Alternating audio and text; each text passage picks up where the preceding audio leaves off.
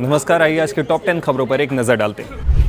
पश्चिम बंगाल में first phase की 152 सीटों पर बम्पर वोटिंग हो रही है। इसी बीच कई जगहों से हिंसा की खबरें हैं। पश्चिम बंगाल के दक्षिण मिदनापुर में कुमारगंज सीट से भाजपा कैंडिडेट शुवेंदु सरकार पर हमला हुआ। इधर बर्नपुर के रहमत नगर इलाके में आसनसोल साउथ सीट से भाजपा उम्मीदवार अग्निमित्रा पॉल की कार पर भी हमला हुआ।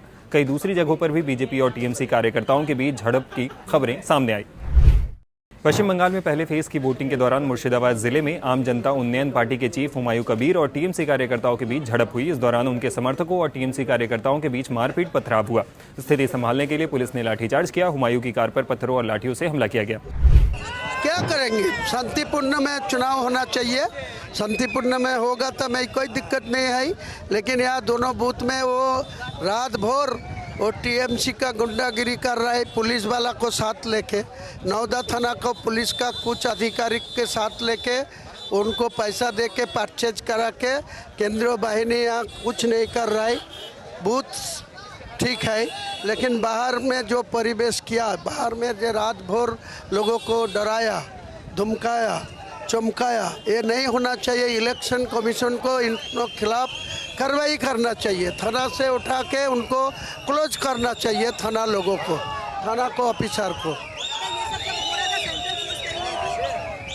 सेंट्रल फोर्स को तो एयर का हाथ में है ना, बंगाल पुलिस का हाथ में ही तो सेंट्रल पुलिस है। तो वो जो कोई कार्रवाई खुद परचेज हो जा रहा है तो ये बेचारा क्या करेगी।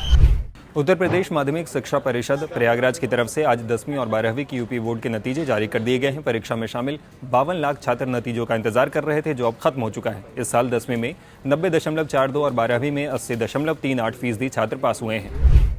तमिलनाडु की सभी 234 विधानसभा सीटों पर आज मतदान हुआ। लोगों ने बढ़ चढ़कर वोटिंग में हिस्सा लिया। एमके स्टालिन, ईपीएस और अभिनेता विजय की किस्मत ईवीएम में कैद हो गई है। एक तरफ मुख्यमंत्री एमके स्टालिन के नेतृत्व वाला सेक्युलर प्रोग्रेसिव अलायंस सत्ता बरकरार रखने की कोशिश में है, वहीं विपक्षी एनडीए गठबंधन के नेता के पलानी स्वामी 5 साल बाद सत्ता में वापसी के लिए एड़ी चोटी का जोर लगा रहे हैं।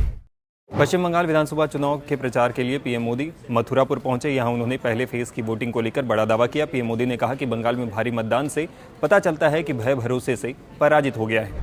आज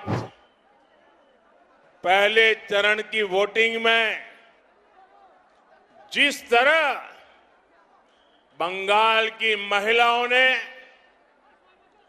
बंगाल के युवाओं ने टीएमसी के खिलाफ मोर्चा खोल दिया है, वो आज पूरा देश देख रहा है।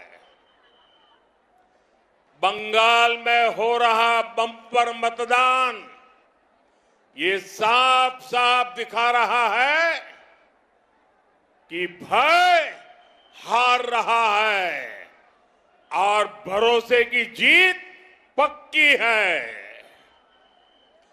ठीक 10 दिन बाद जब वोटों की गिनती होगी तो मुझे विश्वास है हर तरफ कमल ही कमल खिला होगा। ईरान ने अमेरिका के साथ किसी भी तरह के सीज फायर से इनकार किया है। ईरानी संसद के स्पीकर मोहम्मद बागेर गालिबाफ ने कहा कि मौजूदा समय में सीज फायर तभी संभव है जब नाकेबंदी हटाई जाए। ईरान और अमेरिका के बीच 22 अप्रैल को सीज फायर खत्म हो गया था। ट्रंप ने इसके खत्म होने से पहले ही इसे एक तरफा तरीके से आगे बढ़ा दिया था। उत्तराखंड के टिहरी गढ़वाल जिले में गुरुवार दोपहर के समय एक दर्दनाक सड़क हादसा हुआ। चंबा कोटी रोड पर एक गाड़ी 300 मीटर गहरी खाई में गिर गई। रिपोर्ट्स के मुताबिक हादसे में 8 यात्रियों की मौके पर मौत हो गई है, जबकि कई अन्य घायल हो गए। सूचना मिलते ही पुलिस प्रशासन की टीम मौके पर पहुंची। आनंद फानन में एसडीआरएफ को भी बुलाया गया।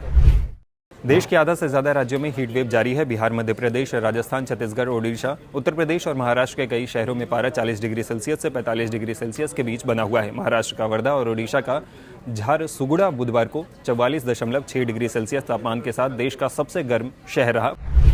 भारतीय शेयर बाजार में सप्ताह के चौथे कारोबारी दिन गुरुवार को दिन भर गिरावट जारी रही। खुलने के साथ ही क्रैश हुआ शेयर बाजार अंत तक संभल नहीं सका।